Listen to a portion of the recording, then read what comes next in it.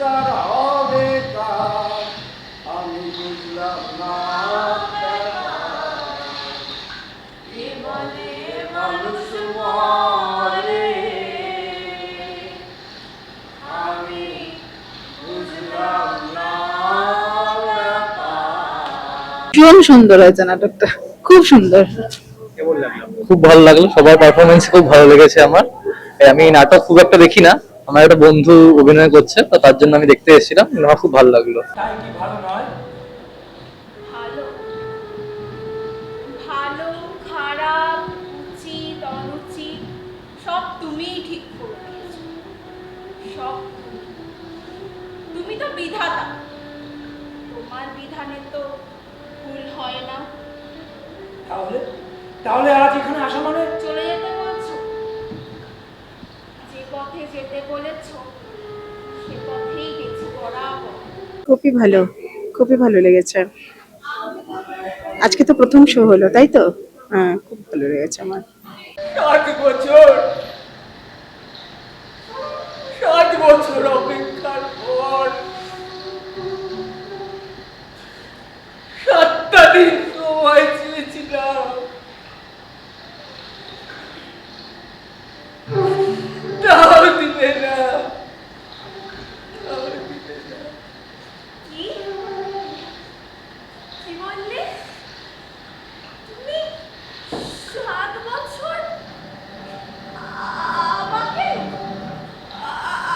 আমার জন্য? খুব ভালো লেগেছে, ভালো।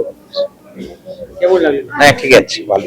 খুব ভালো নাটক এবং খুব অল্প সময়ের মধ্যে সুন্দরভাবে সাজিয়েছে, প্রত্যেকের অভিনয় খুব ভালো লেগেছে। হিমাদ্রির চরিত্র খারাপ হওয়ার মতো মালিক একেবারে রাইট চরিত্র। আচ্ছা সুশীলা, আজ মনে হয় আপনি আমার চরিত্রের ওপরে খুব রেগে আছেন। তোমার চরিত্র নয়, এই চরিত্র বস্তুটারই ওপর আমি হারে চটে আছি 10 বছর ধরে। একটা স্ট্যান্ডার্ড নাটক হয়েছে এবং সকলের অভিনয় খুব ভালো হয়েছে, মন ছুঁয়ে গেছে, ভালো লেগেছে। এবার স্ট্যান্ডার্ড নাটক হয়েছে। হ্যাঁ, কেমন লাগলো? খুব ভালো লেগেছে। তাহলে কি চিজ দাঁড়ালো সেটা? জানি না, তুই তো কিছুই জানিস না। আমি যে আমি যে লেখাপড়া শিখিনি বাবুজি। হ্যাঁ, লেখাপড়া শিখলেই লোকে সব জেনে বসে থাকে কিনা? জানবে না বা ঘন্টা জানবে। ভালো লেগেছে, স্ট্যান্ডার্ড, অভিনয় ভালো। বেশ স্বল্প পরিসরে ওনারা বড় নাটকটাকে কনসাইজ করে করেছেন, খুব ভালো লাগলো। উনি তো অত্যন্ত বলিষ্ঠ রাইটার, বাদল সরকার, ওনার এবং ইন্দ্রজিৎ অত্যন্ত বিখ্যাত নাটক আমরা ছোটবেলাতেই শুনেছি, রেডিওতে অবশ্য। কাজেই ওনার সম্পর্কে নতুন করে আর বিশেষণ দেওয়ার কিছু নেই। আর এনারা অভিনয় অত্যন্ত ভালো করেছেন। সামান্যতম দোষ সহ্য করতে পারো না, তাই না? তুমি কি চাও? আমি ক্ষমা চাই, তাই তো? বেশ, চাইছি। সরি।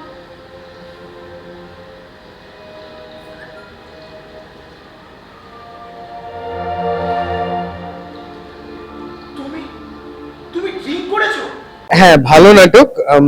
আমার আলোর ব্যবহারটা খুব ভালো লেগেছে, আলোর লজিক আমি পেয়েছি এবং কস্টিউম আমার খুব ভালো লেগেছে এবং মেকআপ, মানে আমার কোথাও গিয়ে নাটকটা দেখতে দেখতে যে এবং যেভাবে স্টেজটা ব্যালেন্স করেছে, এইটুকু স্টেজ আমরা সবাই জানি যোগেশ বাবু বড় মঞ্চ নয়, সেখানে যেভাবে ব্যালেন্স করেছে, যেভাবে ডিজাইন করা হয়েছে পুরো বিষয়টা, আমার ভীষণ ভীষণ মনে হয়েছে প্রোডাকশনটা খুব ব্যালেন্সড।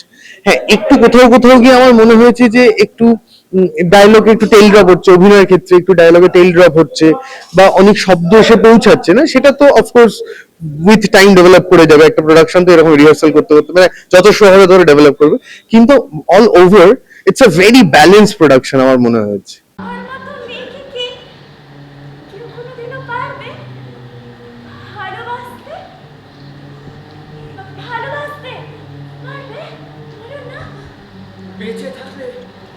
বেঁচে থাকলে সবই সম্ভব, কিন্তু কিন্তু তা তো যন্ত্রণা